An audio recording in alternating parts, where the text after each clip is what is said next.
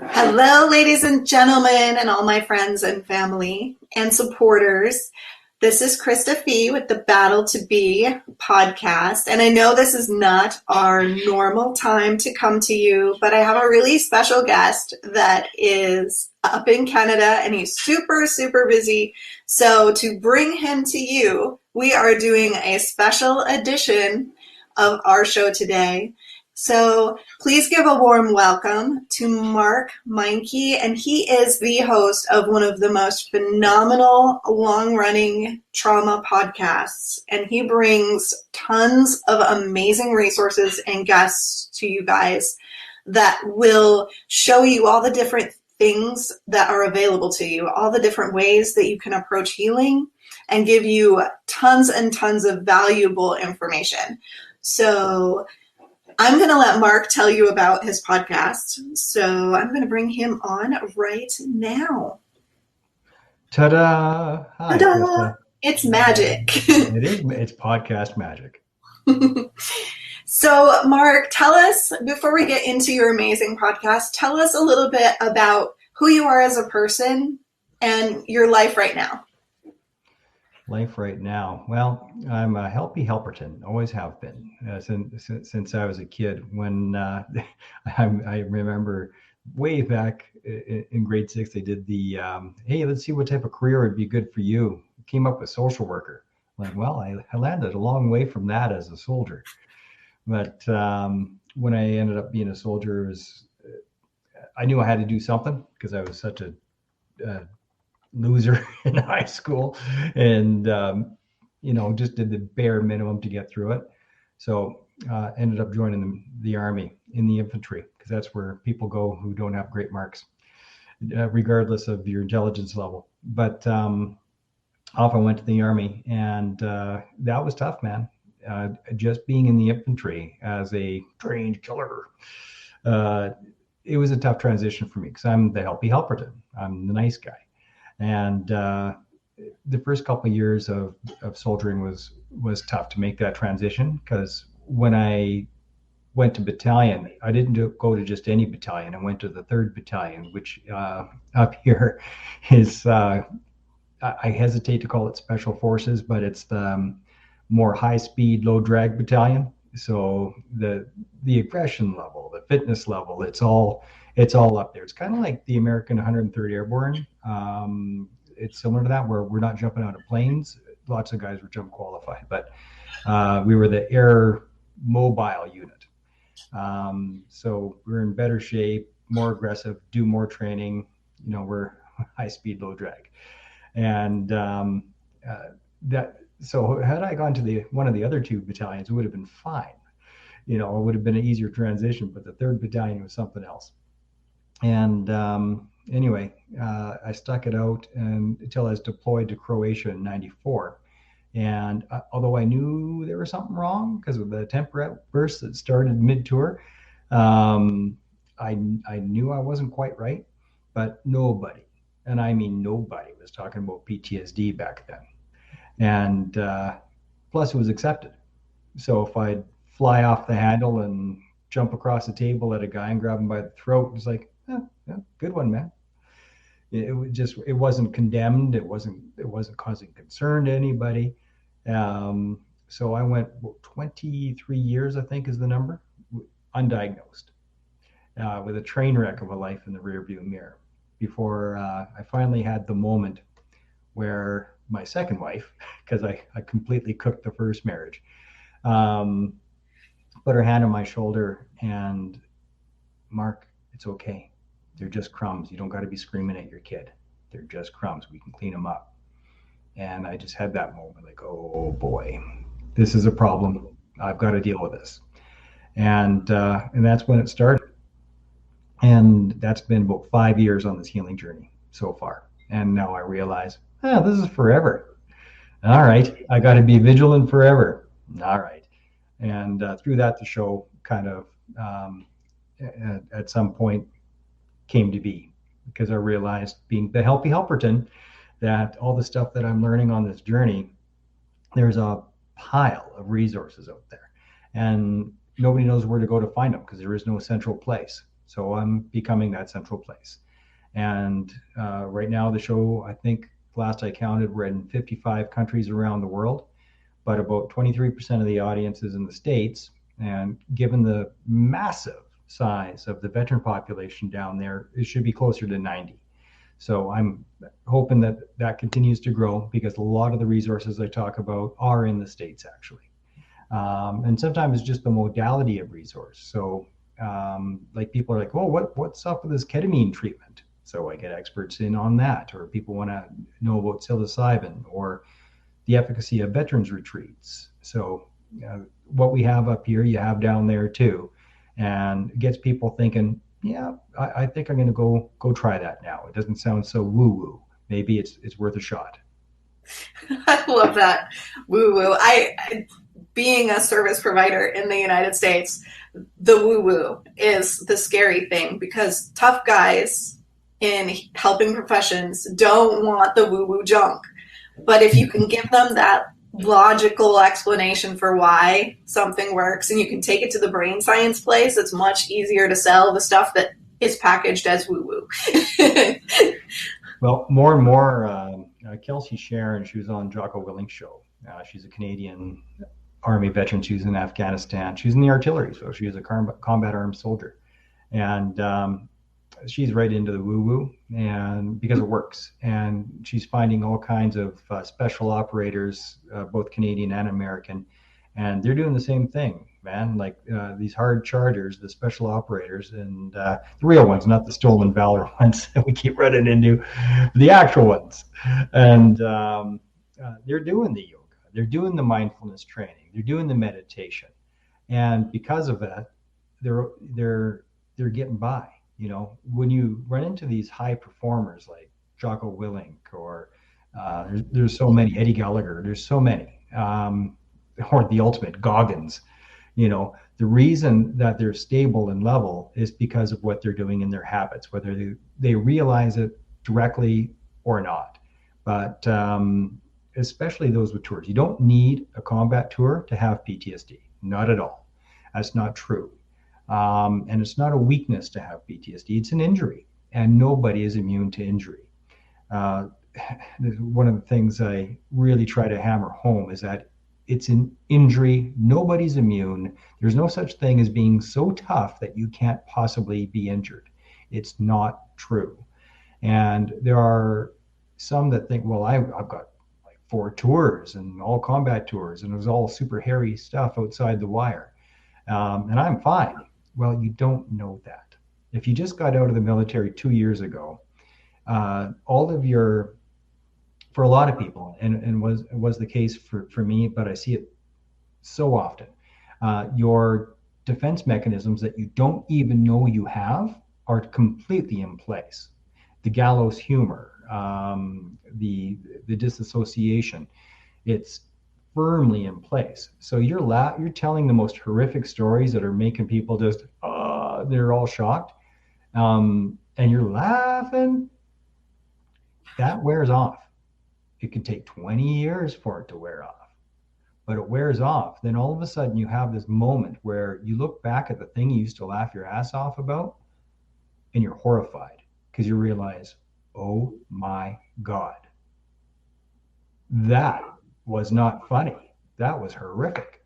And when that happens, and the reality of those situations hit, at the OSI clinic, it's Operational Stress Injury Clinic, we've had people come in that were Vietnam veterans, right? And they didn't have that that moment of holy shit for 40 years. It happens. We've even had Korea veterans coming in the clinic, 80 years old, and all of a sudden, yeah, I thought I was good, but all of a sudden I'm seeing things a little bit differently, and remembering things a little bit differently, and remembering things that I didn't remember before because they were blocked. And blocked memories is a thing, believe me.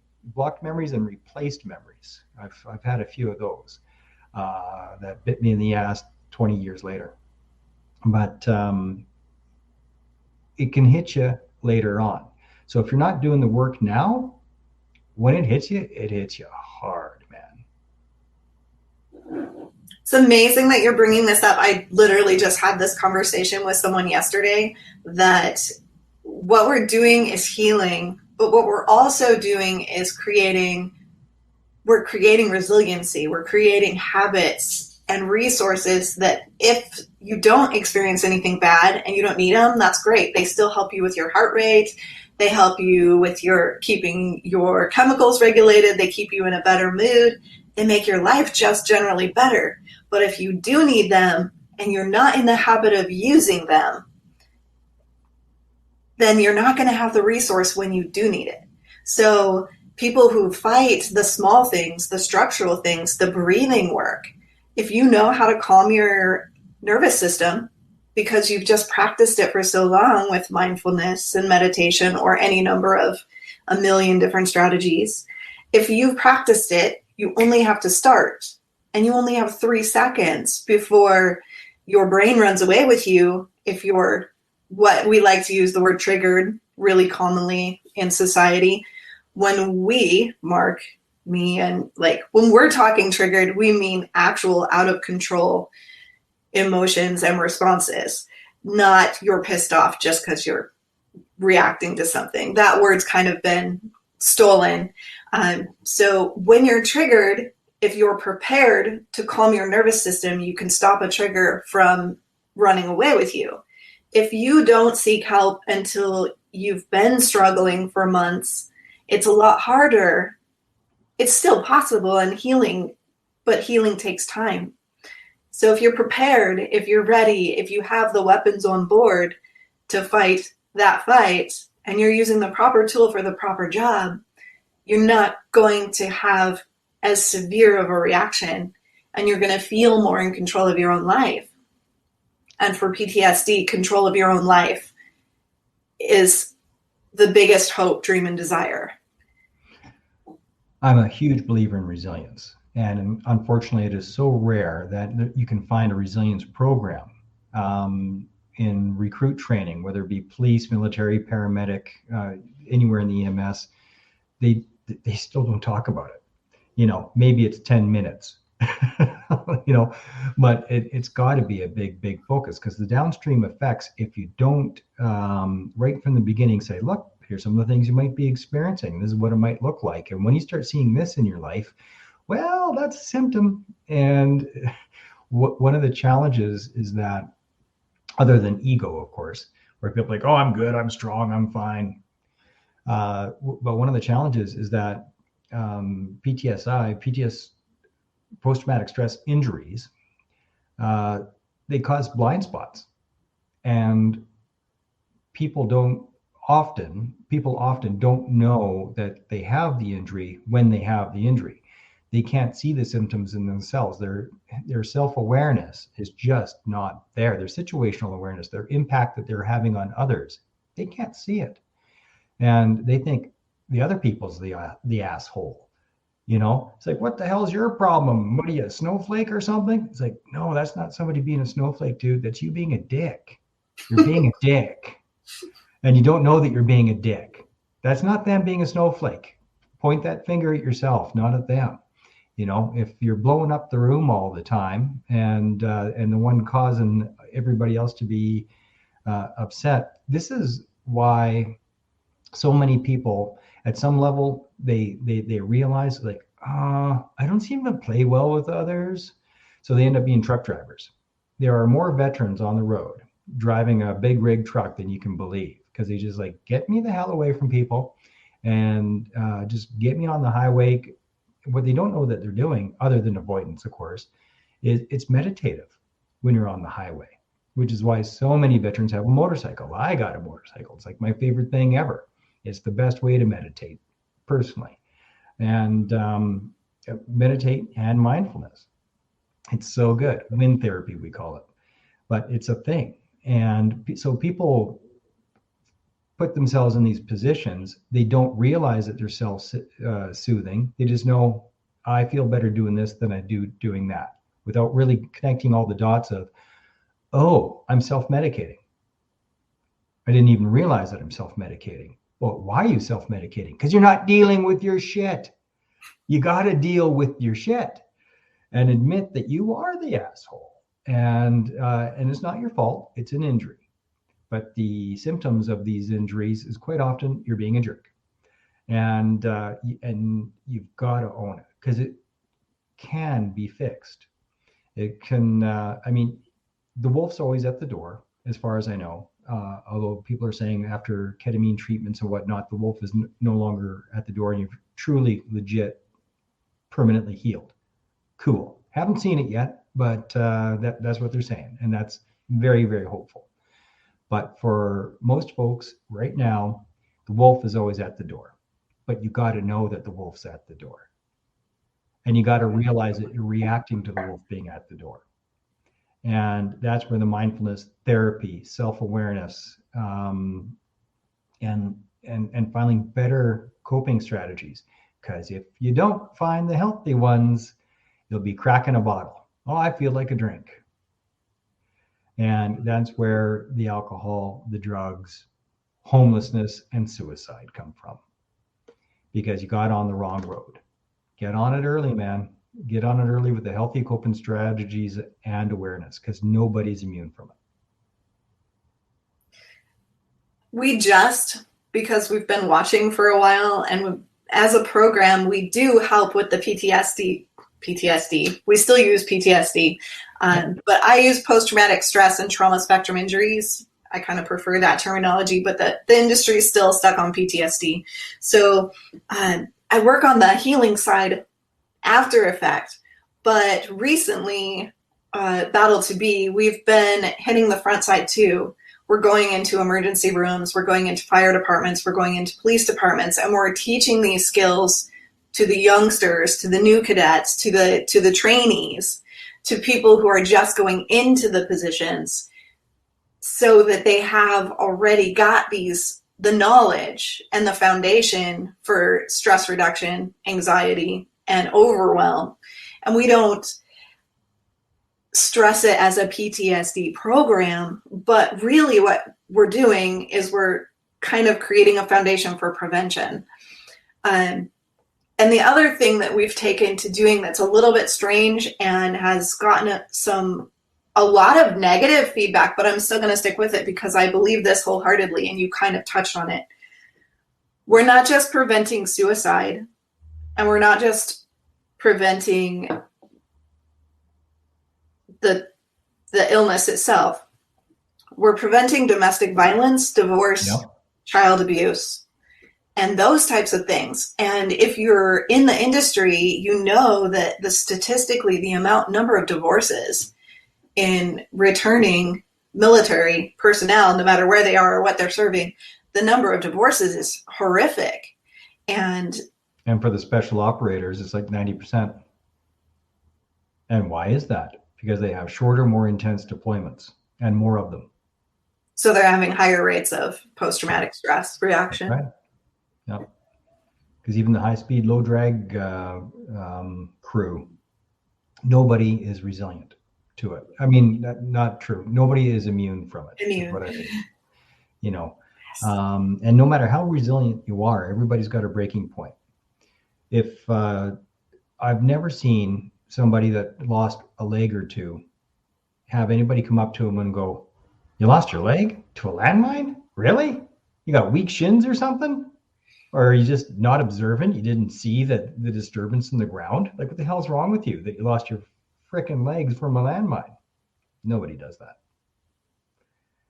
Because there's not a damn thing you can do. Shit happens. You hit landmines, you hit IEDs. I'm the only guy I know that hit a tripwire and lived. Or at least didn't have holes poked in them. I didn't blow up after I hit a tripwire. I was real lucky. And I know dead people that hit tripwires. But you're not immune from it. There's nothing you can do from a blast. If your leg gets sheared off, it's not your fault. It's not because your boots weren't on tight enough. It's because it's a frickin' landmine, and that's what they do. And we have to look at mental injuries the same way, because it is an injury. It's a neurological injury. You can stick somebody in a MRI machine and they can see the neural pathways to the amygdala. They can see the damage. They can see that your brain is working, is in fight or flight mode permanently. And that's what it is, because the throttle gets stuck on full. That's what an injury is, a PTSI is. It's or OSI, operational stress injury. It's all the same shit.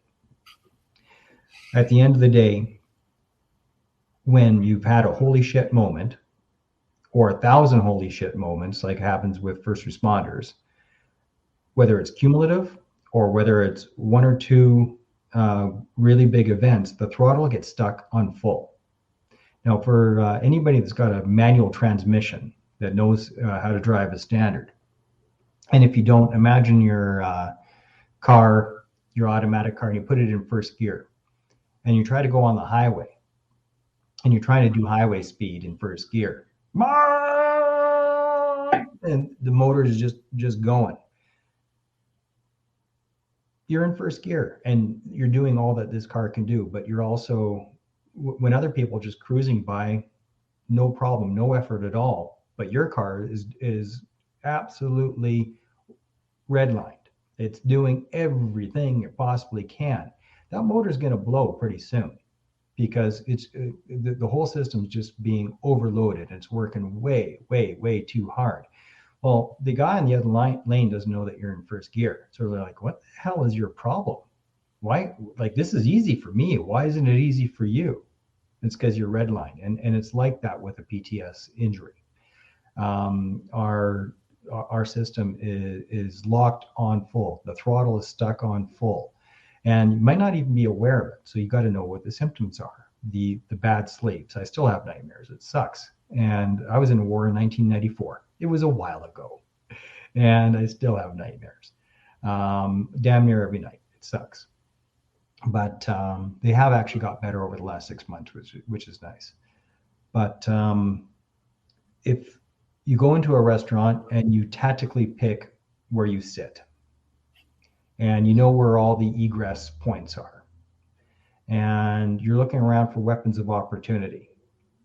If you know, like I know, that the in a diner, the sugar dispenser that's full, the glass sugar dispenser, is a freaking great dead blow weapon, and you already know that, I didn't have to tell you that, and you're like, oh, you noticed that too? Or the tin napkin dispenser, and you've thought about using it upside somebody's head more than once, and you're aware of all threats at all times, and this has been going on for years, and you haven't sought help, this is no way to live. It's exhausting. It's brutal. And you wonder why you're a little bit short-tempered. You're always ready for a fight. That's why you're short-tempered. Your cup is 3/4 of the way full at any given point in time. A healthy person, their cup, here's my cup, is, there's my logo there. Ooh. But a healthy person, their cup is about 1/3 of the way full, give or take, because life happens. Life is rough. Everybody goes through shit. Everybody's got a story. Fucking everybody. But when you go into training, just the training can fill that cup up a little bit, right? Because now you're more high speed, low drag. And that you go into a war zone, or as any kind of first responder, the first responders would be like, oh, filling up a little bit at a time, year after year, or sometimes a big event. But in a war zone, you're getting shot at and everything else, whether you're outside the wire or inside the wire, you're right up here. Now, if you have too many events, it gets stuck up here. And that means something little small, like my kid isn't eating their vegetables. And well, when you're down here and it gets raised a little, it's no big deal. But when you're already here and it gets raised a little, it overflows. And the overflows is you have an angry face. And sometimes it's all it is just the face that we make at people.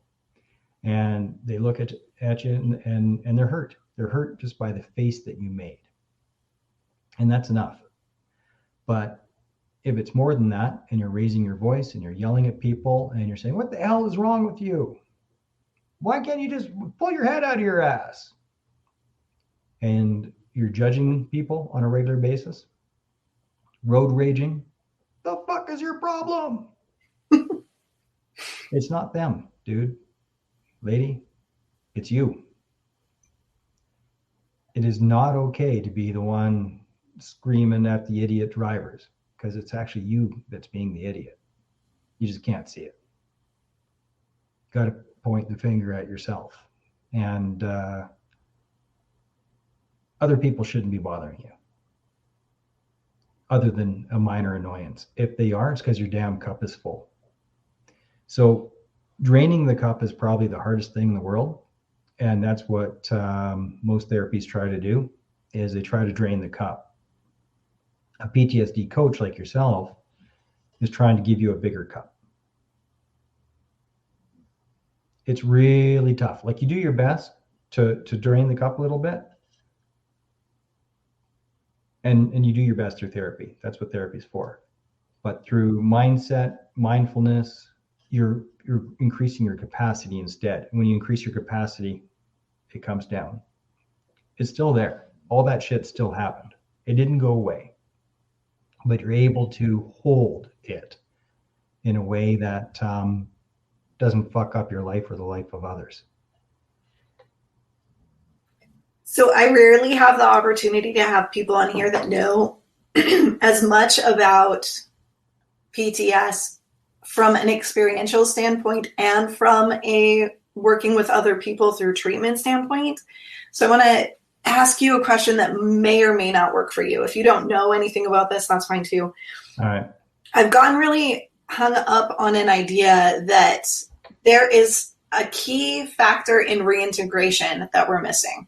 There's something about the process of returning people home, and that all of that training to become a team and not to have a self-identity, there's something at play there that we need to focus on rebuilding an individual's identity and the ability to connect with other human beings who aren't on their team. Does that make any sense to you? Does that make... It makes complete sense. So are you talking about just coming home from tour or leaving the military, or both? Both, either or both. Well, the self-awareness training is the big thing. That's mindfulness, right? It's okay, when we get home, you might be noticing that. And if you notice that, that is a sign or a symptom for you to go, whoa, take a step back and come talk to us, because we need to do some work. And here's some tools to, if you find that A and B and C is happening, here's some tools. If you find that you're feeling anxiety, that you're on alertness, that you're hyper alert, that you're always looking for threats, come talk to us, because we need to do some work.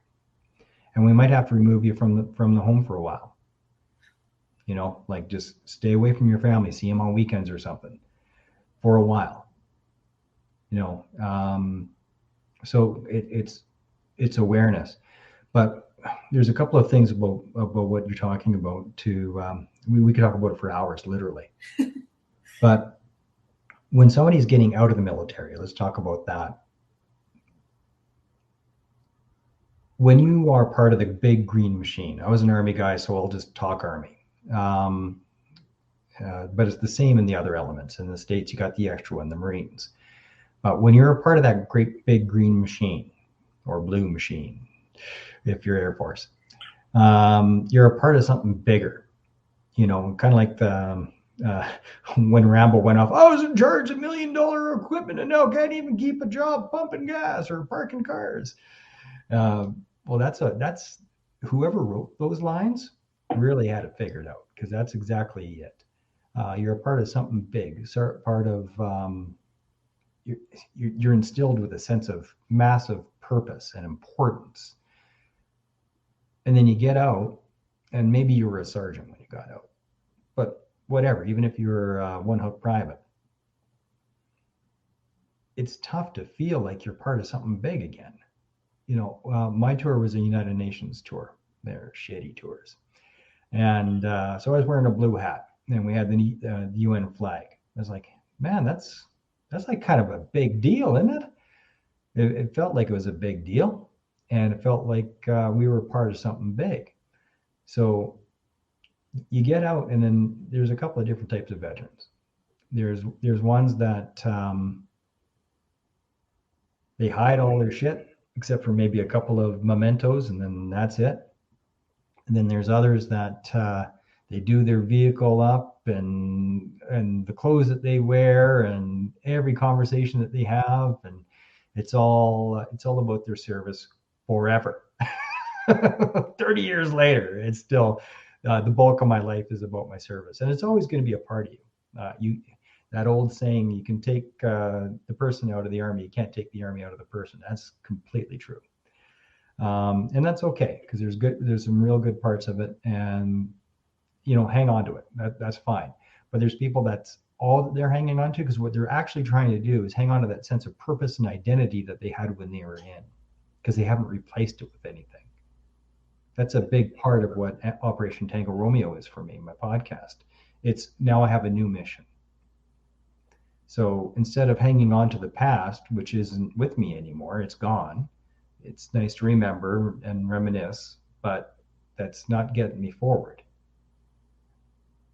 The man I was isn't the man that I am. The life I had isn't the life that I have. And without that sense of purpose, and it doesn't have to be some big epic thing. It doesn't have to be your own show but just fucking help somebody.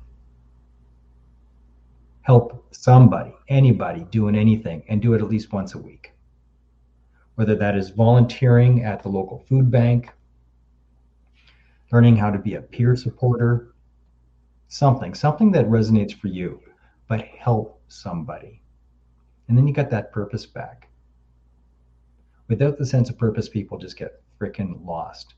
And after you've had such massive purpose, because you wore the uniform, whether you're deployed or not, it is so hard to replace that. You can't replace it by going golfing on the golf course. You can't replace it with, hobbies are great, especially creative hobbies. A lot of people get into leather work or woodwork, or that's all good. That's all good stuff. Move your body, pick a martial art or a racket sport or bloody anything. Just keep moving your body. But on top of that, just fucking help somebody once a week. And that will help you with your transition. And if you don't do it, well, you'll see him at the bar. Oh, those coping mechanisms. This has been an awesome conversation. And I know there's so much. We could literally do this all day. So what is the thing that you most want to tell people? Be kind to yourself. Understand that it's an injury. You're not weak. And there is help. There is hope. You don't got to hide in a big rig truck on the highway. Nothing wrong with that. It's pretty cool. But you don't have to. Healing happens. Go to my show and pick a modality that works for you. Give Krista a call. Hire her. Do something, but do something. Don't isolate yourself. Isolation is the problem, not the cure. It's a coping mechanism that is the poison. It's like drinking. I've been sober for a year and a half, give or take, and it's not helpful. It's not helping you. You can move forward, but you've got to move. You've got to keep your feet moving. You've got to pick a direction. It doesn't matter which one it is. Just pick something. If you bump into the wall, turn around and go in a different direction, but keep moving. If you're in hell, keep moving. And there are resources. Just got to decide that life can be better, and you're going to take responsibility for yourself to make sure that you're going to do whatever you can do to make it better. If all it is listening to a podcast, hey, you got mine, you got Krista's, you got so many others. Kelsey Sharon has a Brass and Unity podcast dedicated to the same thing or similar. So tune into it, Brass and Unity. Pick something that works for you and lift yourself. What you'll find is that there are people everywhere that are looking to help you. There are resources everywhere. Some of them you got to pay for, most you don't. Veterans Affairs covers more than you think that they do. So going to a peer support group with other people that's like, well, have you tried this? Have you tried that? It's like, I never even heard of that. Yeah, well, maybe give them a call. But healing happens. There are more resources than you're aware of. Look for them, find them, use them. That's my message. I love that. I'll just add to that whatever you try that doesn't work, don't let that stop you from keeping on trying. Just because one therapist didn't help you, or one modality didn't help you, or one coping strategy didn't help you, don't give up, because there's a million different options. And you just didn't find the one that works for you yet. You will if you keep looking. And listen to your instincts. You'll know when you connect with someone. You'll know when what they're saying sounds reasonable to you. And follow through with the things that feel good, the things that feel right, the people that make sense to you. If you hear something and you're like, that's stupid. Well, if you think it's stupid, you're not going to get any benefit from it right away until you don't think that it's stupid. So find something that doesn't sound stupid. Do what you can do. Do that. And keep going. Just keep going. All right, where can we find you, Mark? Operation Tango Romeo. Tango Romeo stands for Trauma Recovery. On any of the podcast channels. Apple seems to be where people go the most. Next is Spotify, Google Podcasts. Primary upload point is anchor.fm. So that's where it goes first. But Spotify is probably my favorite place to go. And if you want to learn more about it, other than just on the podcast, operationtraumarecovery.org. So operationtraumarecovery.org is the website that was donated to me, and where you can learn more and read the testimonials, and away you go. All right, you guys. If you haven't heard his podcast, if you haven't seen his podcast yet, I do share it occasionally on the Battle to Be webpage. So we'll continue to do that. So I'll make sure that the next few episodes that we can get a hold of, we'll just go up there so people can track you down really easily. And of course, the Facebook page, Operation Tango Romeo Facebook page. When I do the lives, that's the first place that you tend to see them for the visual. So the video library is on that Facebook page for Operation Tango Romeo. It's also on LinkedIn. Go there. Check it out. I can't even count. You're over 120 episodes now, right? 144, yeah. Okay. So there's every single one of those episodes talks about a healing professional, a healing modality, or something related to resources that you can use to help in any trauma recovery situation. So no matter whether you're military, no matter whether you are in a helping profession, no matter if you've had childhood sexual abuse, all of these tools and resources are still going to be useful for you. So while the stories may be mostly specific to military, these tools still will help you. These tools still apply to you. Domestic violence, if you've been raped, these tools are also for you. So go there, find some resources, talk to Mark. He's amazing, and have an amazing day from all of us at Battle to Be and Operation Tango Romeo. Thanks, Krista.